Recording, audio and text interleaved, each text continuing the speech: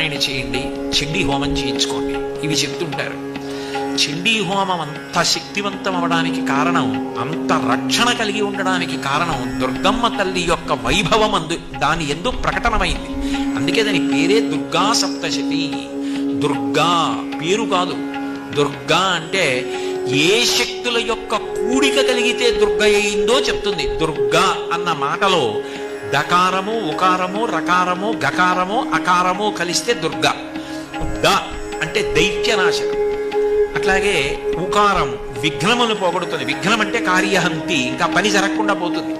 అట్లా జరగకుండా పోయేటట్టు చేయగలిగిన, విఘ్నమును తొలగించగలిగినటువంటిది ఆ దుర్గాలో ఉకారం.